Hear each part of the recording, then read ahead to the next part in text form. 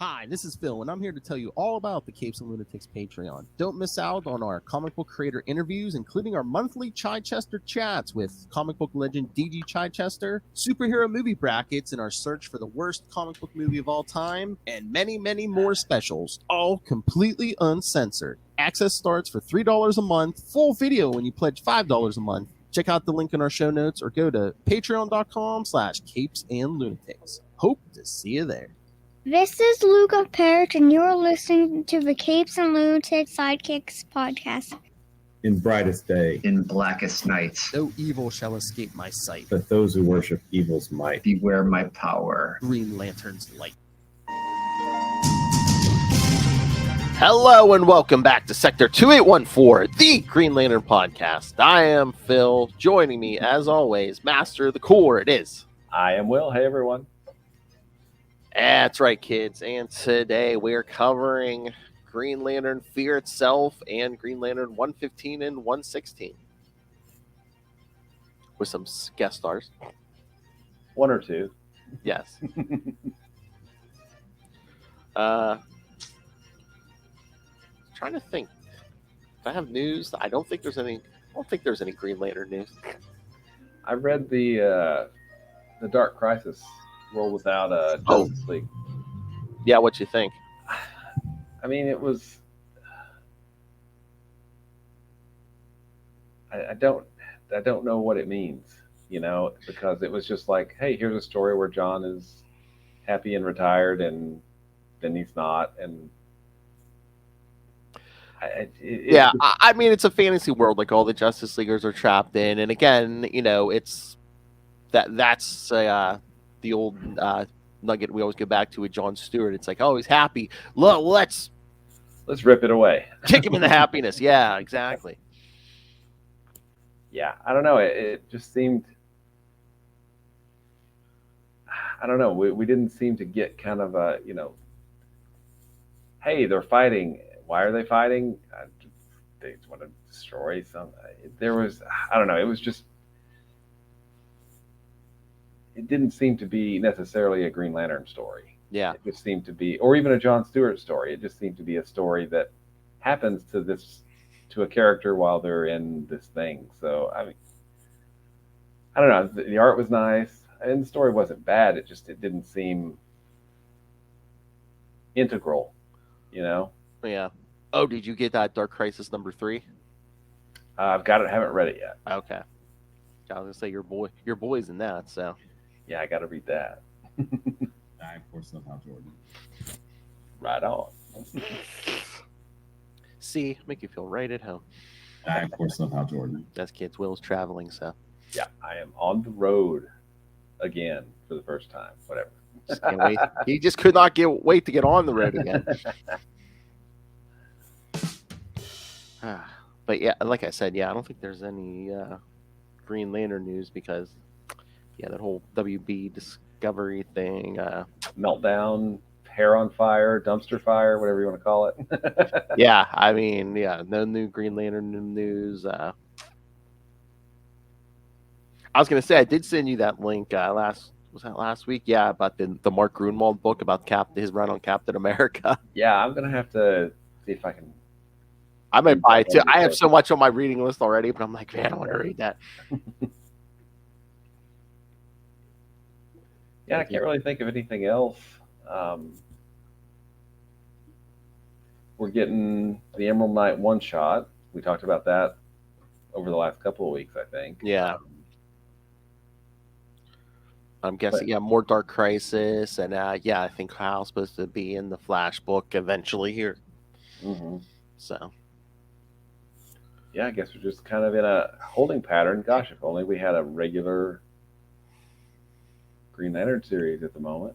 Yeah, that boggles my mind because, it seems like Green Lanterns are keep showing up in all this Dark Crisis stuff. I'm like, why wouldn't they do a Green Lantern book, even if it's a mini series that just lasted the length of Dark Crisis? I'm like, what happened to the days when they just were like, oh, hey, we can tie another book into a big event and sell another book? Good, do it. Yeah, I mean, it's weird. I just don't understand it. But hey, and it's all like it's on a trusted brand. It's Green Lantern, which was I don't know if it outsold Batman for a while, but it was close, right? Again, yeah, going into New 52, yeah, Jeff Johns, all his Green Lantern stuff, but yeah, was up there with Batman. Batman, my favorite character. Right. Oh, it's gonna get work. Button's gonna get worked out when we talk to Ray and Justin on that Wonder Man's 2-part special. Coming up this weekend, right? Yes, check out Capes and Lunatics podcast. Batman, my favorite character. So yeah, trying to think, is there any other? Well, again, yeah, there's no Green Lantern news, but trying to think. Wonder Man news. Oh yes, yeah, they have not cast our Wonder Man yet, but yes, they did cast. Ben Kingsley. Ben Kingsley, yes, his character Trevor is going to be back in Wonder Man, which I guess kind of makes sense because if you do a whole Wonder Man in Hollywood thing, Trevor's maybe he's making the comeback, the acting comeback. Well, last time we saw him was in Shang-Chi. Yeah, in actually another dimension, right? Or no, they weren't in another dimension. They were just in a hidden city. So I guess he got out. I was going to say another dimension. Well, yeah, I said Hollywood. Yeah. Okay. Good point. Good point. I was going to say, maybe we shouldn't blow our headlines now. We are talking. We talk twice a week now, Will. Yeah, that's right. That's right, kids. Listeners on the podcast, go look the day before this. Yes. Unlimited Justice. Will and I are talking some Legion of Superheroes. That is correct. For September. Where a handful of men try to replace Lilith Hellfire. And fail miserably. Yes. No. Everyone is excellent. Maybe not the level of Lilith, but everyone is excellent. We try. We try. I'm trying to think of any TV shows. Oh, Stargirl comes back tomorrow. I haven't finished the last season. I'll have to put that on the list. That's one of those things that we kind of just forgot about. That and Lois, Superman and Lois. We need to watch the season 2 of that. Yeah, well, we got time on that because I think they said Superman and Lois and Flash aren't coming back till next year. So plenty of time. Yeah.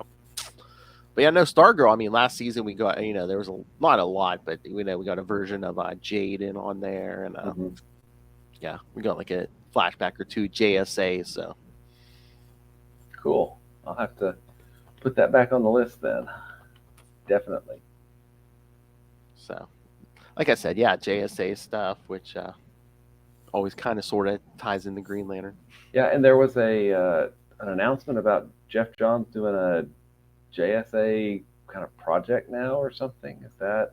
Oh yeah. Is it? I'm trying to remember. Is it an ongoing JSA book or something? I can't remember, but it was in the news. I'm trying to remember if I shared that anywhere or with who. But yeah, no. I mean, they've been teasing that, I swear, for like the last couple years, at least the last 2 years or so. But they might be pulling the trigger because that's the other thing. Dark Crisis #3, like I told you before, there's like one page in there where the JSA all show up. Alan Scott's there, Jade is there, so cool. See, kids, bringing it back around. That's right. And why is Jade important, Phil? Again, Alan Scott's daughter, Kal Rayner's girlfriend. Oh, because she's appearing currently in the Green Lantern that we're covering, right? That's well, not tonight. All right, should we jump into these because that Fear itself is a little. It's kind of long, and I have issues with Fear itself. That anyway, yeah. Let's jump in. Yeah. Okay. Yeah, I don't have a synopsis for Fear itself. For the other two, I do. But here, I'll give the info for this. I thought on the list I saw it was saying that this took place before 100, but here I'm seeing it's saying June 1999. Although they did reprint this at some point, so. But yeah, June 1999. Fear itself. Writer. It's so weird. This is where Ron Mars is at this week, not on the regular issues, which are filling issues. This is Ron Mars. You are listening to the Capes and Lunatics podcast. Penciler, inker, and colorist Brad Parker. Hmm. Which is that like a painted? It looks almost like painted. This. I think it is, and I don't know that it does the story justice, honestly, because there's some places where faces are hyper realistic, and then where they're not so hyper realistic, and then it just has this flatness to it that we don't have Yeah. in the normal issues. So, you know, I don't know. obviously- I don't know if it's like the light, like something with the art, the lighting too. Sometimes it seems darker in a lot of places than others. Yeah, it seems muddy in a lot of places. Yeah. Yeah. And I mean, it's beautiful. Don't get me wrong, but I just don't think it. I don't think it helps tell the story as well as it should. Yeah. I mean, I'm no artist, but I was just like, it looks painted, but could there be any could it be like digital something or other at this point, or? I don't know. That 99, I think Marvel was just starting to do digital colors, maybe mid 90s. I don't know when they did that, but I think this one was painted, but I'm not 100% sure. I just It looks like it. I mean, it really does, and I don't know. Sometimes it just the storytelling. I feel like, and maybe this isn't fair, but I feel like Marge had to kind of cover some of the small failures of the storytelling, with the script, because I think the story's good. It's just I feel like another artist would have better served the story. I mean, of course, this was a time maybe they were just doing fully painted stuff. Yeah. But, I mean, you got to give the dude, he fully painted, 64 pages, however many pages this thing was. So, yeah. Well, I just wonder too, because the original version, I mean, it's a hardcover. So were they just like, oh, hey, can't just look like any other issue of Green Lantern? Yeah, that may be what they were doing. It's just, let's see, so Marvels had come out. And I sometimes feel like, as beautiful as Alex Ross's work is, it sometimes seems flat and not as dynamic. And this seemed really static as well. The paintings just seemed, and I remember this one panel with Carol Ferris, and the face is super realistic, and I'm just drawn to that, and I'm like, what the heck else is going on the page? And I don't know. Story's fine. I guess the artwork is serviceable, but I mean, to be a fully painted, I don't think you want it to be serviceable. You want it to be wow, right? Well, that's what I was wondering too. Is like, was this Brad Walker's? Was that him trying to be Alex Ross? I don't know. I mean, yeah. But the story is solid. We get Alan, we get Hal, and we get Kyle. So. Oh yeah, I mean, this reminds me. I don't know if you ever read it. There was like a 50th anniversary issue for the Flash, where like they kind of did something like this, where there was like a villain. First Jay encountered him in the 40s, and then Barry encountered him during the Silver Age, and then they jump forward to Wally. Yeah. So yeah. So again, yes, this starts. What is this in the 40s? Of course, the Nazis are up to some stinking up. Freaking Nazis! I swear, in any DC story, if they set it in World War II, Hitler's always trying to mess with some supernatural crap. Yeah, I mean, it's just what he does, man. Yeah. Oh, although again, it's like I think they use that where it's like aren't a lot of those stories. Lilith and I were talking about some of this where it's like Hitler always had like the spear of destiny just to say, oh yeah, that's why the JSA didn't go in there and go in and kick his butt, take him out in 2 seconds. Yeah, yeah. Especially when you have like Superman and the Spectre. Yeah. But especially Superman, very vulnerable to match. Yeah. And it's not like just defeating them, like it could like take over, control them and stuff. Mm-hmm. But yeah, no, some of these faces are realistic. Oh, and then the whole thing with the JSA and FDR. Yeah. The only thing we have to fear is fear itself. Get it? Which is, I believe, from FDR's inaugural speech. Ooh. I think I remember that correctly. I could be wrong. It would be the first time in the last 5 minutes, but there you go. But yeah, just him. Then Alan gets to talk to the president alone. And it's, most of us looked into these abilities, right place at the right time. Yeah.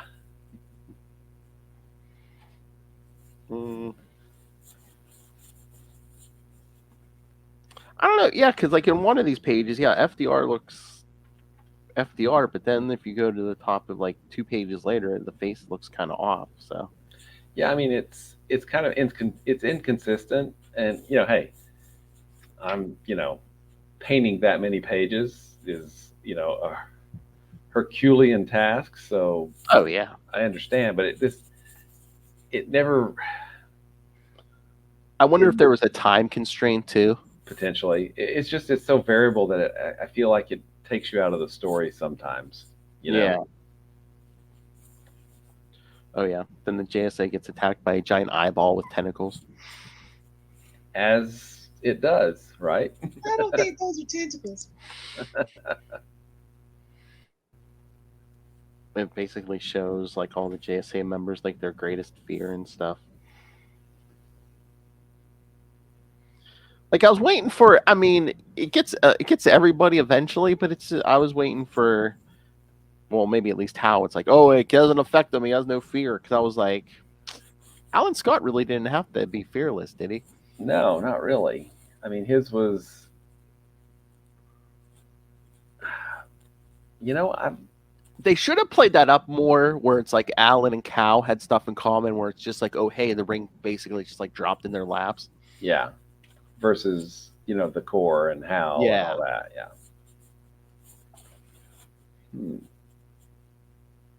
But yeah, he gets we get an evil JSA in his, fear-induced thing. Nazi JSA, yeah.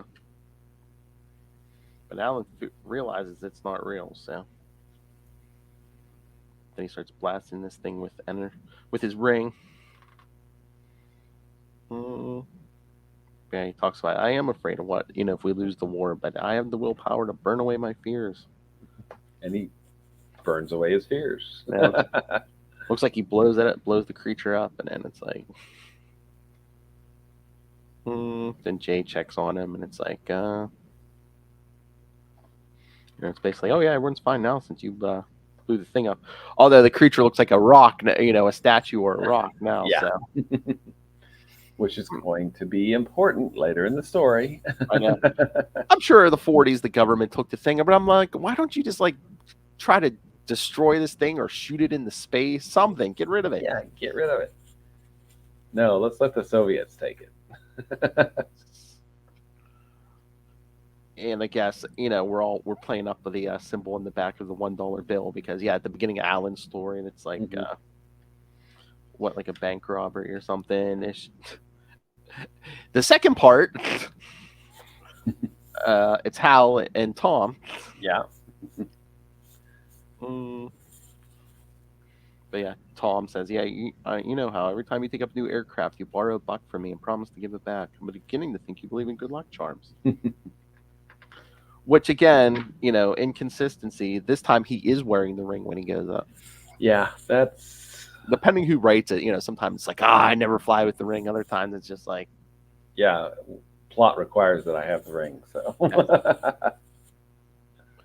But yeah, they give the little orgy. He's like, oh, here's the ring Abin Sur gave me as when he appointed me its successor. And I must charge it every 24 hours. And here comes Carol Ferris. Yes. I love, Tom helps him switch it out. She's like, what's that behind your back? My helmet?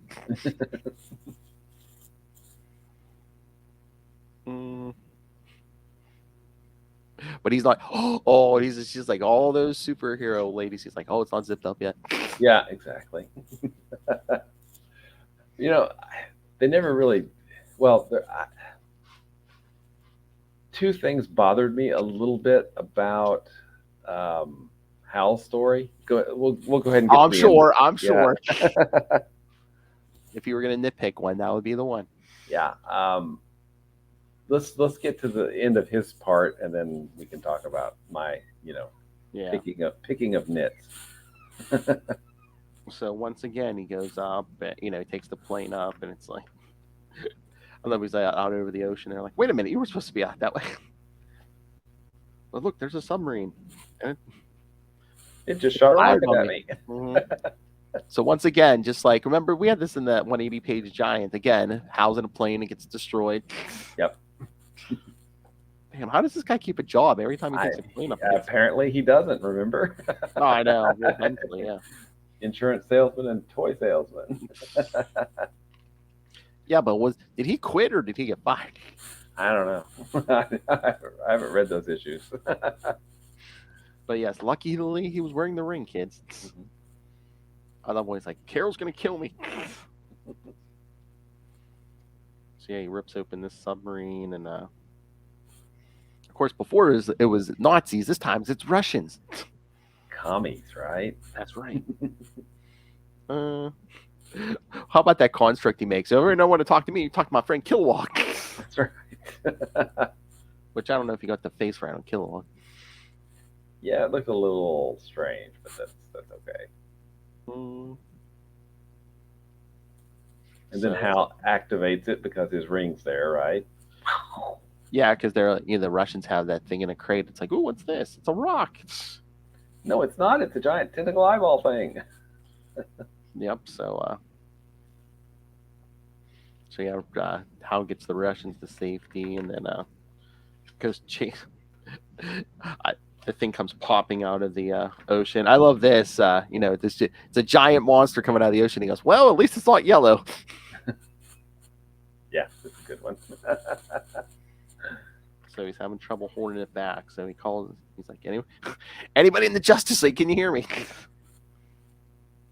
So I guess Barry grabs Black Canary and Aquaman. There's Martian Manhunter. Again, our post-crisis Justice League kid, original Justice League kids. Yeah, that's one of the nits that I pick. Again, it's continuity at this point. Though. It's totally not Ron Mars's fault. It's what was imposed upon him because it couldn't be the actual Justice League. Yeah, it can't be Wonder Woman or Superman or Batman. Yeah. Who? Batman, my favorite character. That's right. So yeah, the whole league's attacking this thing, and again, of course, it puts the whammy on, and Hal sees. What about his fear, William? Yeah. A nuclear holocaust destroys Coast City? How far-fetched? Yeah. I feel like this was... Is this retconning where it's like, oh, that was his greatest fear? That's why he snapped, because... I feel like it... I really feel like it kind of was, because, after he leaves Ferris Air, he doesn't spend a lot of time talking or thinking or even, being in Coast City. So that wasn't so much a nit to pick. It was more I know what you're doing. I know what...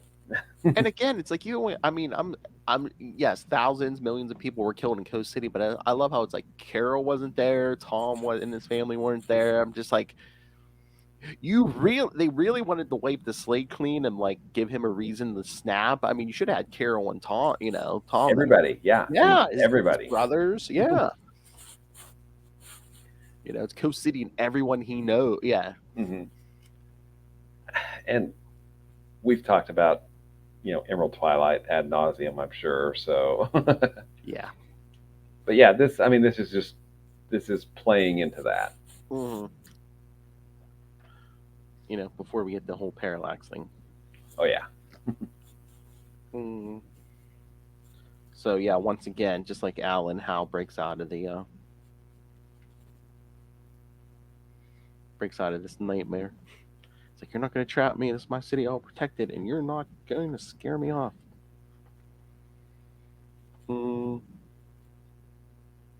So, yeah, he breaks out. And once again, a Flash comes to the Green Lantern and says, hey, you all right, buddy? Yeah. Get it, kids?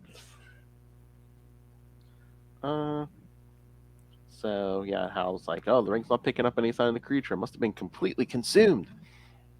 Sure. Yeah. It always works out. Mm. Oh my god! And just to hit you over the head if you didn't get the what they're doing here, kids. When Black Canary says, "I doubt Coast City has much to worry about with you around." Beat you over the head with it. I know. Mm. Yeah, he says, "I hope you're right." And Flash, of course she's right. Hal, you know better than anyone. The good guys always win. As the thing, I guess, is stone again and at the bottom of the ocean. Yeah. Well, we never saw it again. No. Wait, no. No, this time we see a dollar bill and it's in Warriors. It's in it. I guess, is that guy's first dollar in there? Maybe. Look, there's a bar tab from Tommy Monaghan, Hitman.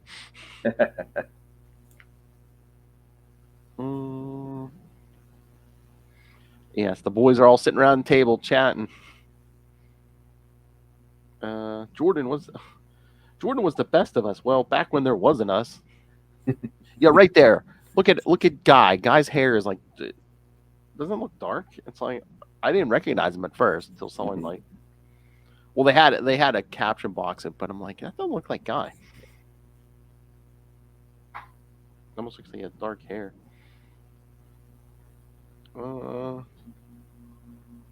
then we have Cal sitting there talking to the others, thinking about his origin. How can't they give him the ring?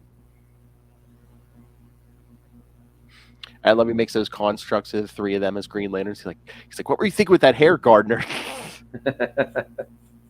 The bowl cut.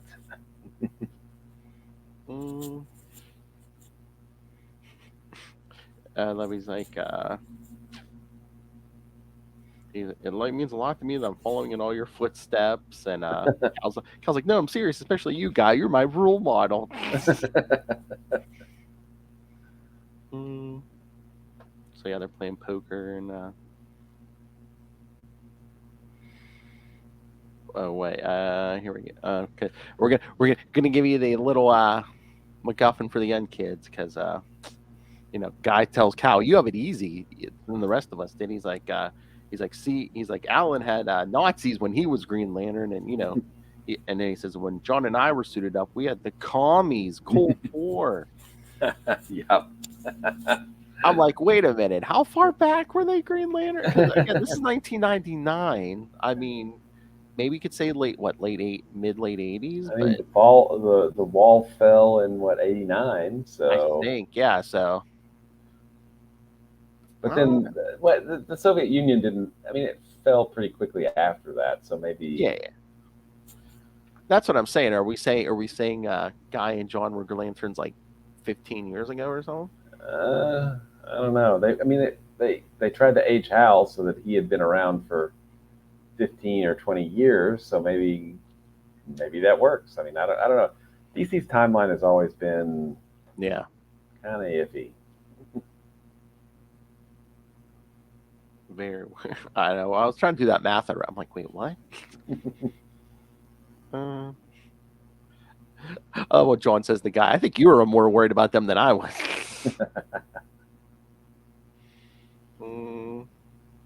But yeah, so Guy's like, that's my point. There was always a big enemy, them against us, but now there's no them. Just your usual mixed nuts every hero gets hit with. And Cal's kind of like, I'm fine with that. Yeah. Hello, 90s comics. And then again, Kyle just, foreshadowing, which is okay by me. I don't need a big monster to contend with.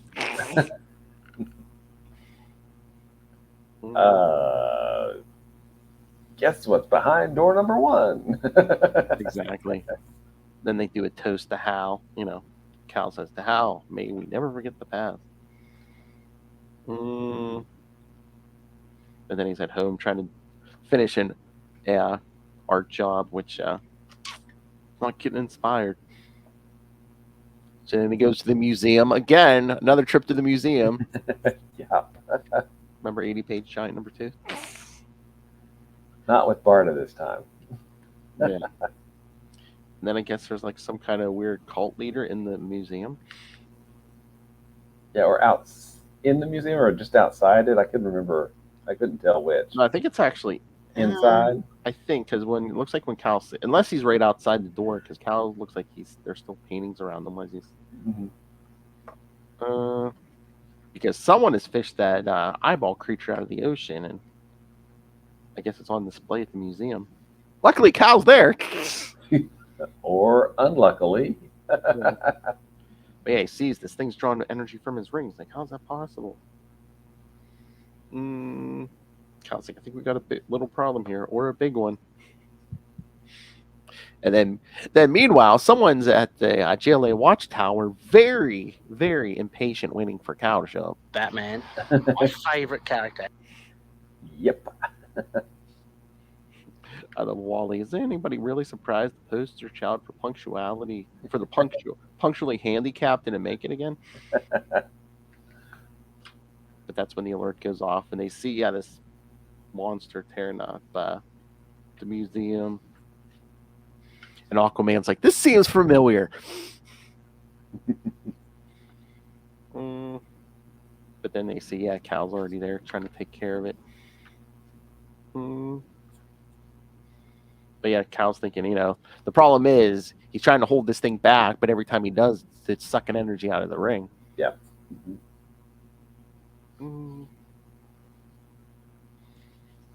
I love the cult member. He's like, I never thought it was real. I just wanted attention. Yeah.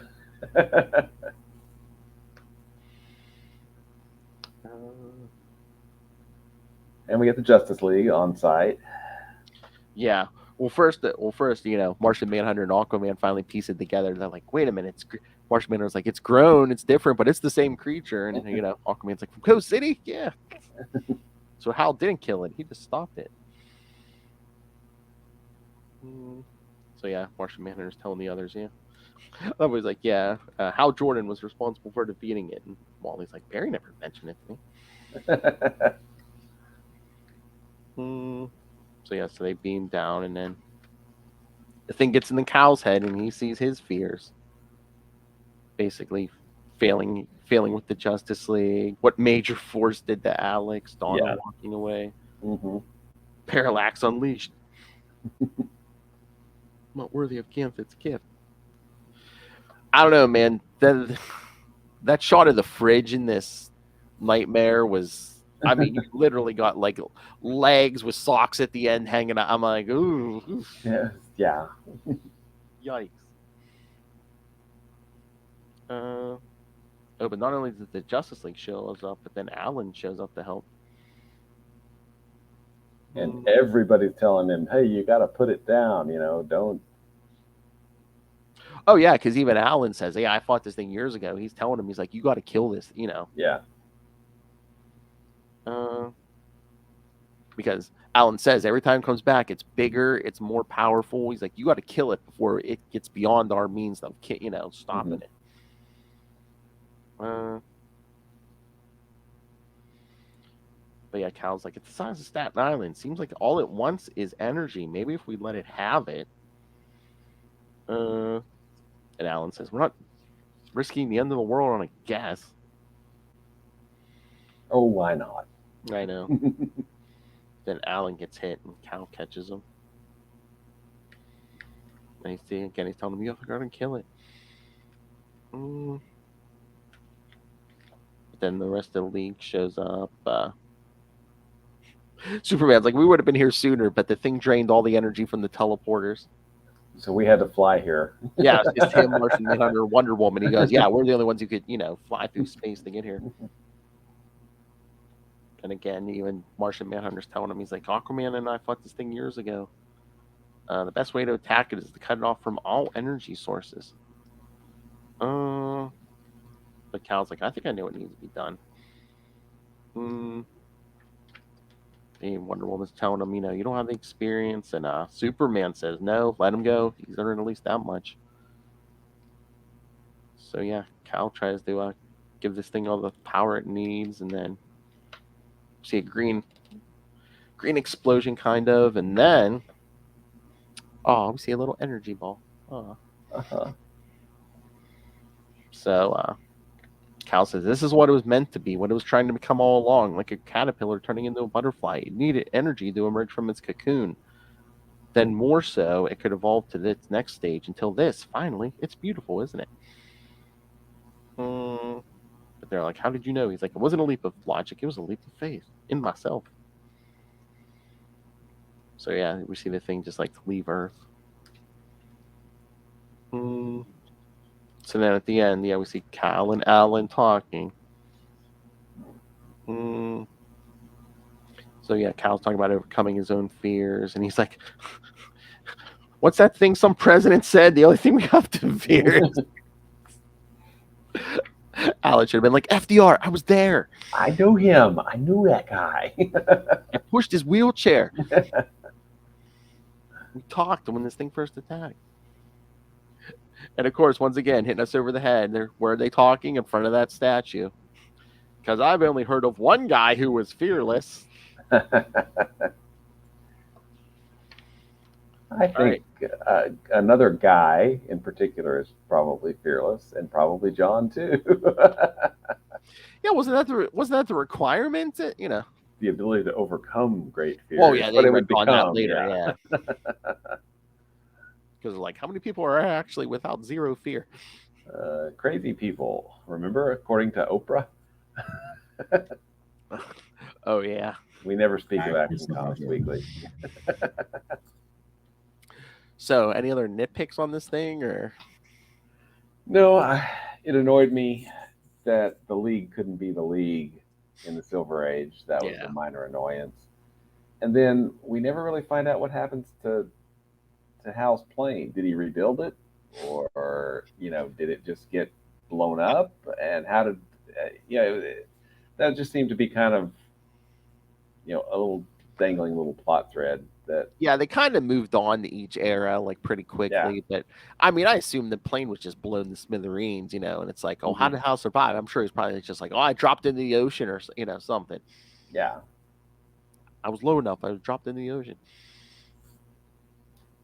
But the plane's gone. Another plane's gone. Another plane has gone. Yes. Damn, she must have really loved him, man.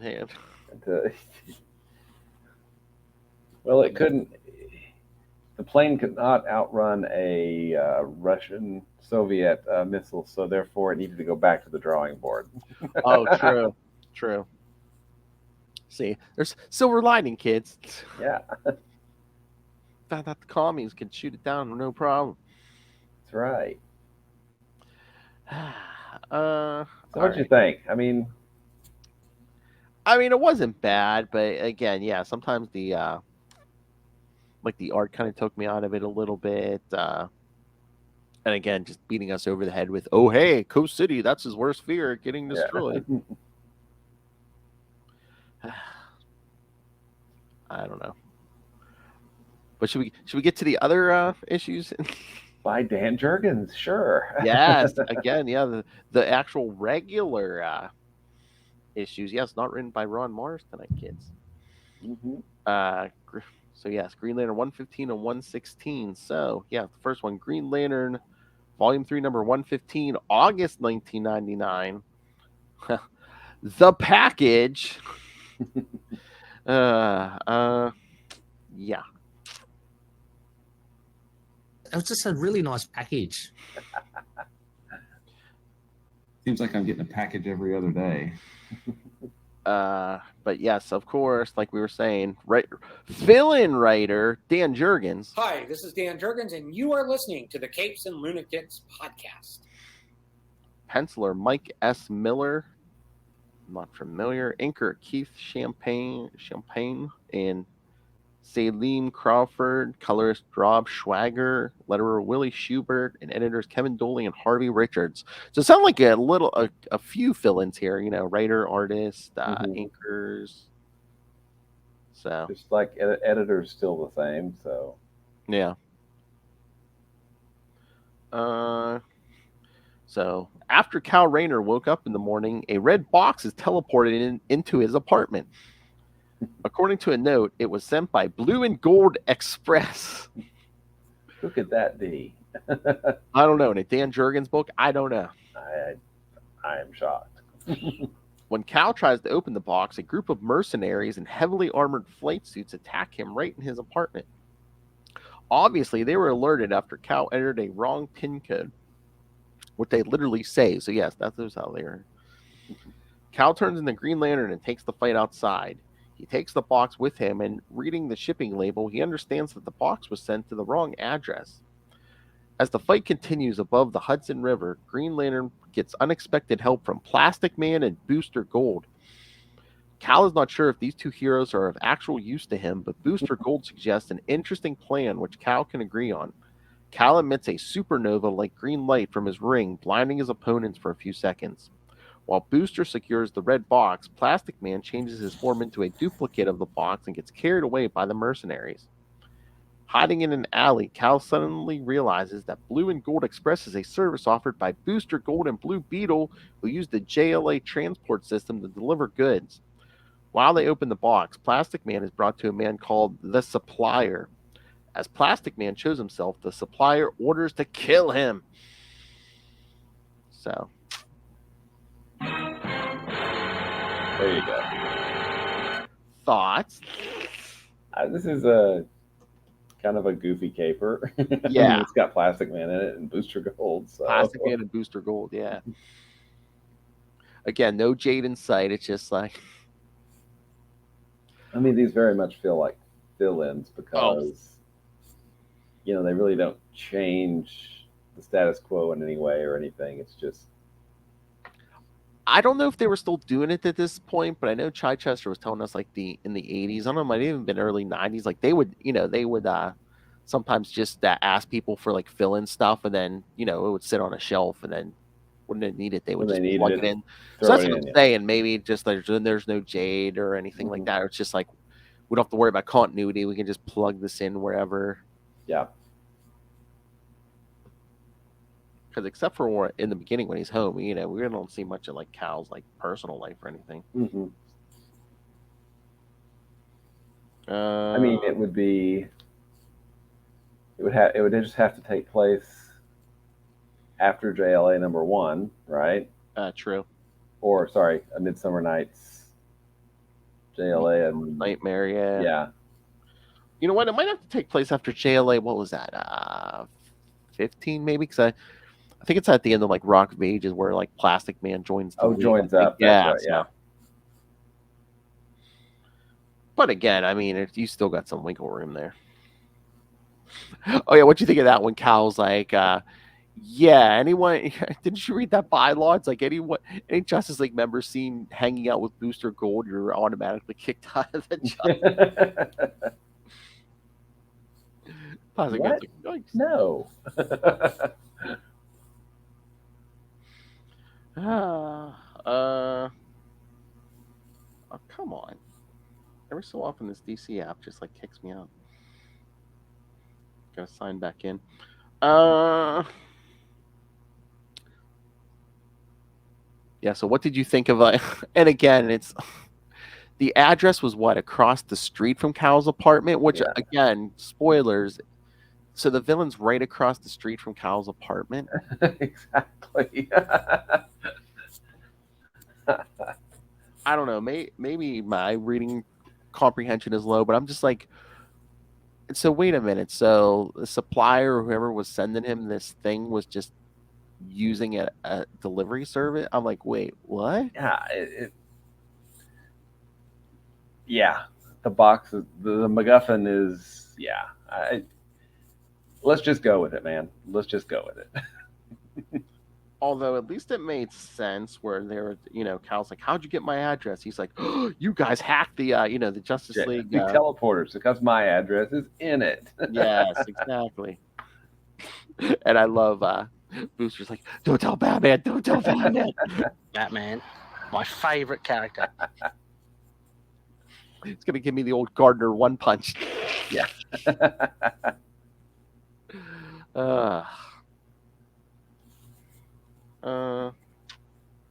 So what else? I mean, again, it's a fill-in issue, so I mean, we're not getting a lot of like we're getting very, moving Cal's story forward and all. Yeah.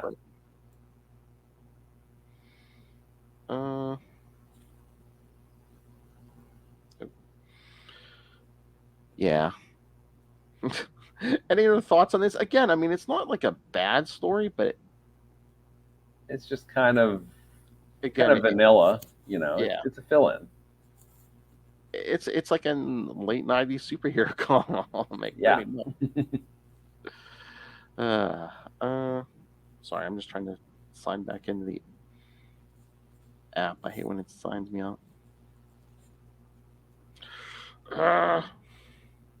What password did I use? I think the team for the next issue is the same, right? Because it finishes off the 2-part story. Yeah, it's a 2-parter. All right. So, well, you want to get to the next one? Is there anything else we need to? I mean, the art was good on it. I mean, Yeah. Dan Jurgens is it's a good writer, so it's not bad. It's just there's nothing exceptional about it. It's just a decent superhero story. Yeah, I mean his Booster's Gold, like that later series, he did a Booster right before New 52. That's Yeah. good. But I don't know. I hear Dan Jurgens, first thing I think of is Superman. Oh yeah, definitely. Oh, that's right. We changed artists for the second issue though. Yeah, Green Lantern 116, September 1999. Machinations, Misconceptions, and Revelations. But Big words. I know. Dan Jurgens is the writer again. Penciler this time, Tom Lau. Oh, yeah, that's right. Yeah. Inker, Andrew Pepoy. I think everyone else is the same here. So, yeah, we got some Tom Lau this time. Good art. Unfortunately, he's not with us anymore. No. Green Lantern and Booster Gold have opened the red box. Originally, I love that ending last issue. How? It's impossible. What is the, But this time they opened the red box, originally belonging to a man called the Supplier. Inside they find a small shining sphere, which again, I don't know why that would cause them to say, what is this? Yeah. They have no clue. I think Dan Jurgens was like, I don't know what's in there. I got a month to figure it out. It's a MacGuffin. Exactly. They have no clue what this is, and Cal cannot believe that Booster Gold and Blue Beetle are shipping stuff using the Justice League teleporter without knowing what they actually transport. Meanwhile, Plastic Man is getting tortured by the Supplier, but it does not take long for Green Lantern and Booster Gold to arrive at the Supplier's hideout as well. Because it's right across from Kyle's apartment. Exactly.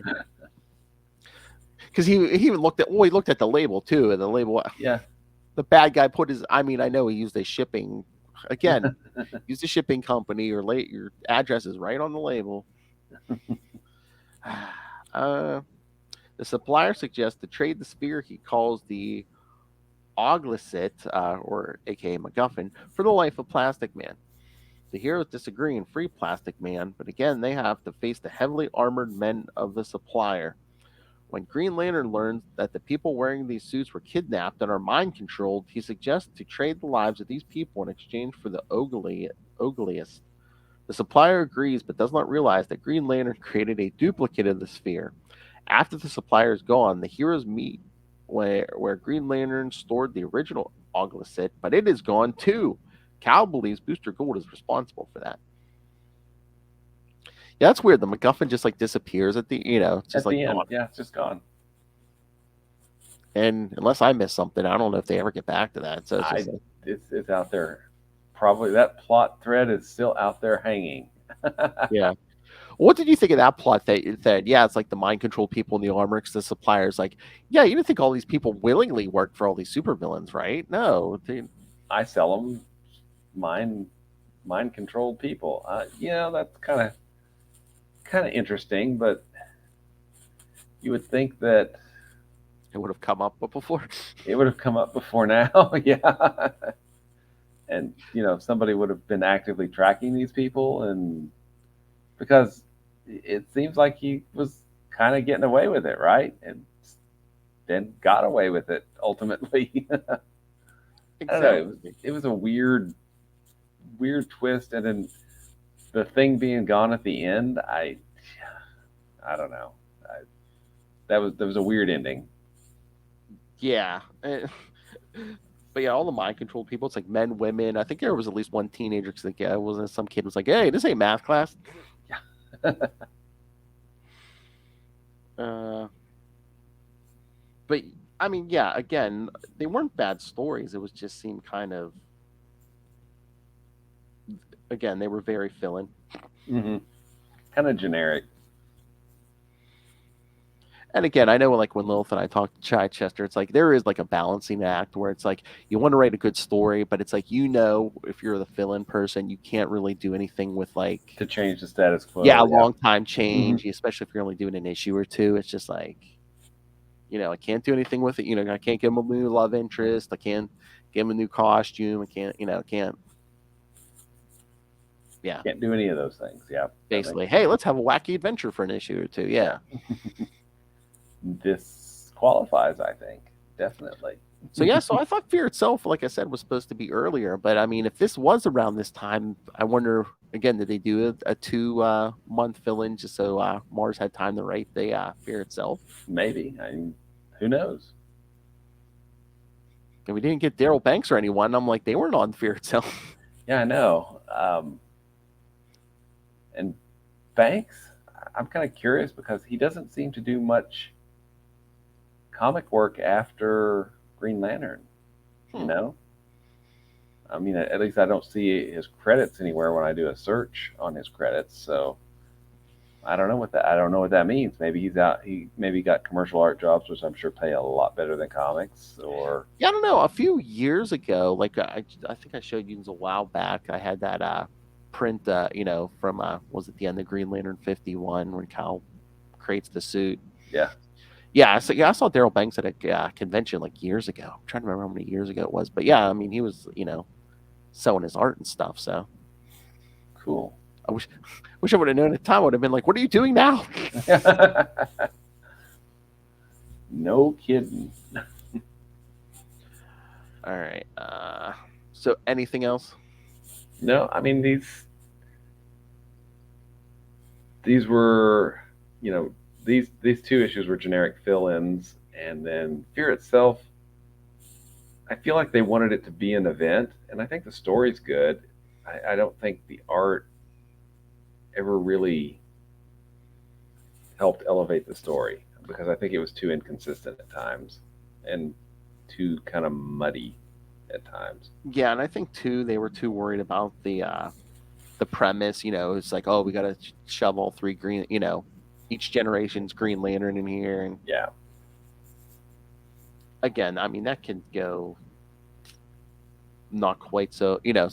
Depending who's. I mean, Mars is a good writer, but it's always just like that gimmick can go wrong sometimes. Mm-hmm. All right. Oh, you want to know what we're doing next time? How about we find out what we're doing next time, Phil? Oh, we only got 2. We only got 2 issues on the schedule next time, I believe, because do you remember what was on the last page of that second issue, William? No. What was it? Remember at Warriors Bar, it looked like a manhunter waking up. Oh, yes. So I believe we see that confrontation in Green Lantern 117. Awesome. And we also are going to do Green Lantern Annual 8. Yes, kids, we're finally here. I know you've been craving this. Yes, part of the JL Ape crossover. Hey, apes are cool. I was going to say, if you want, we could throw a couple of more of those other annuals on there if you want. And if I remember right, I think Arthur Adams did the covers of a lot of those, didn't he? I think so, yeah. Here I'm looking. Yeah, I'm not sure, but yeah. So, yeah, I don't know if you want to do any of those other ones or not, but yeah, because that was the JLA annuals of that year, kids. JL Ape, which is kind of clever. Exactly. I thought it was there's more than I remembered. Yeah, there's the JLA annual, there's the Batman annual, there's the Aquaman annual, the Wonder Woman annual, the Flash annual, the Superman annual, of course, Green Lantern, and then the Martian Manhunter annual. You know, I may have got most of those because I think Arthur Adams did the cover, and I love his work, so I'm a sucker. Yeah. I have those issues. I know apes are involved and apes are cool, but I don't actually remember what happens in those issues. And I'm pretty sure I read them all. Well, at least the Green Lantern one, you'll find out. Yeah. You know what? It starts with the JLA annual. Should we do the JLA annual and the Green Lantern annual? That sounds good. Yeah. Okay. Because I think it's pretty much, yeah, it's all them in the JLA annual. Then they all go like their separate ways. So, yeah. All right. All right. Plug it in, kids. So that'll be, I'll send William the invite. But yes, JLA annual 3 and Green Lantern annual 8. So, Is there a Green Lantern annual after this one, or did they pretty much stop doing annuals? I believe there's one more. I know there's at least one more. Let me see. Yeah, there's a number 9. Yeah, you know what? I didn't even have number 9, annual 9. I just got it not too long ago. It's that. Do you remember Planet DC? Vaguely, that was part of the Kingdom Come thing, right? Crossover. No, Planet DC. It's not even that. It's each annual that year. I think it was all the DC annuals. It was like they would team up with a hero from a different country. Oh wait, didn't Kyle team up with one? That was not Planet DC though, was it? Was that New Blood or? Well, we probably did that, but yeah, this Cal will be in Tunisia, so. Oh, okay. I don't remember that issue. Yeah, like I said, I didn't even have it until recently. Yeah, that's the last one. So 8 and 9, those are the last two, annuals for this series. Mm-hmm. So, yeah, so I guess there was a 99, and then that would be 2000, right? Yeah, so then there was an annual for 2000, and then that was it for this series. Wow. I'm trying to remember. Did DC slow down on the annuals at that point? Maybe. Yeah, I don't think. They may have just stopped doing them. I don't know. Or maybe there may have been a Superman or Batman. I don't know. Yeah. I was gonna say I think Marvel was the same way too. Yeah, I think they all got kind of really selective with who they're giving annuals. Again, around 99, 2000, the bubble was burst, kids. Yes, yes, it had. Ooh. All right. Let's Marvel went bankrupt. Believe it or not. So yeah, when you think about it, yeah, in 99, 2000, DC might have been in the better position. They had Warner. They had Warner, so yeah. How the tables have turned. Oh yes. Do you remember the WB store? Did you have one in your local mall? We did not, but I do know about the WB stores. Yes, I have heard of them. Oh man, far as the eye could see, art, Batman the animated series merchandise. Oh yeah. Justice League glassware. Yes. Poor WB store. All right. All right. Silence for the WB store. Oh man.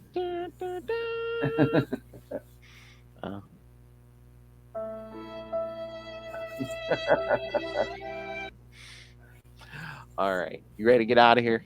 You bet. Will still has work to do tonight. All right, kid. You bet. All right, kids. So yes, send your thoughts next week. Green Lantern 117, JLA Annual 3, and Green Lantern Annual 8.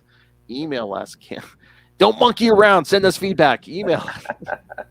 CapesandLunatics@gmail.com or call the voicemail 614-382-2737. That's 614-38-CAPES. And remember, you can find Sector 2814, The Green Lantern Podcast, on Facebook, on Twitter. Join the Green Lantern fan group on Facebook. Again, we're at 900 some members, so hey, help us get to 1,000. We're almost there. Cool. Find links to all the various social medias for all the DC and Marvel shows we do. And again, especially, we got a bunch of great content coming in September because Lilith's away, so we get to do whatever the hell we want. So that's why you're getting Wonder Man, Legion of Superheroes. So find all that.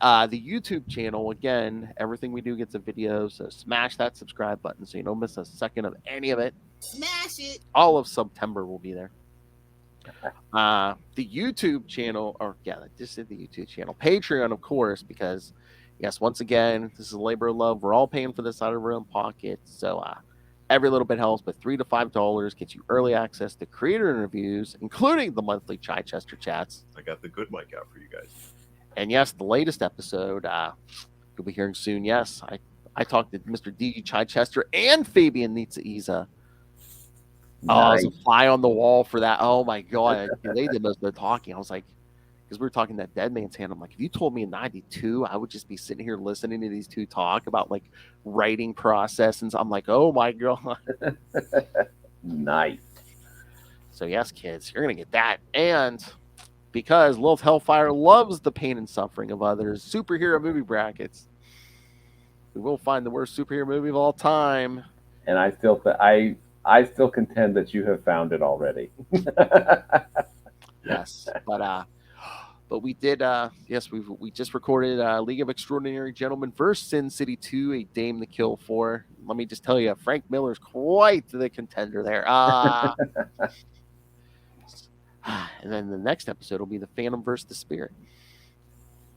So yes, kids, get all that, or pick yourself up some Capes Lunatics and Capes Lunatics Sidekicks merch. Find it all at Linktree, linktr.ee/Capes and Lunatics. And again, that little glowing ball of energy that we let wander the cosmos. Matt Kona, find him all over social media at Matt Kona, MATTKONA. Learn all about comedy, raising children and dogs. So, at Matt Kona.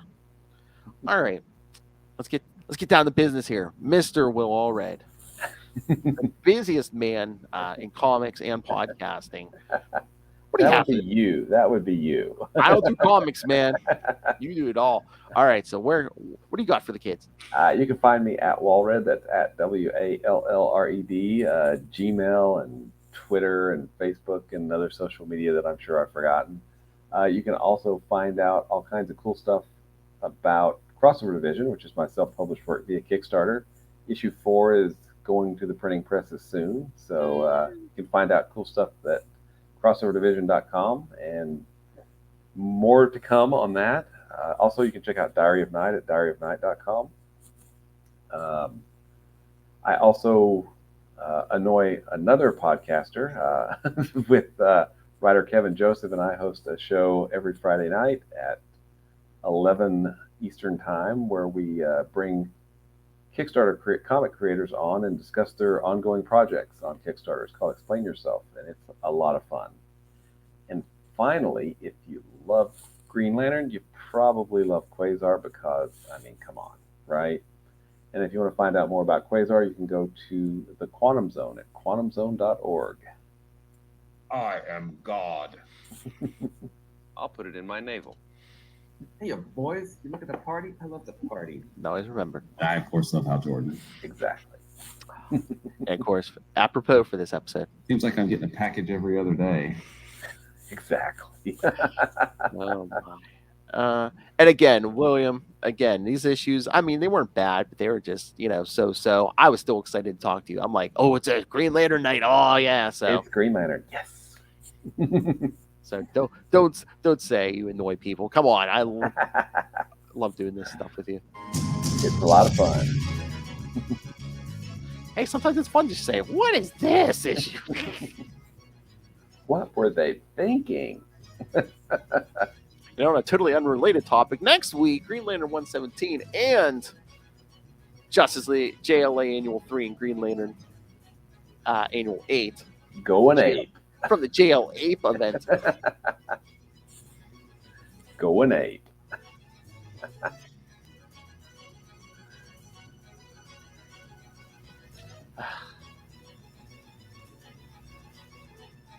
All right, kids, come back next time. And remember, if you're looking for us, you know where to find us. Right across the street. Good night.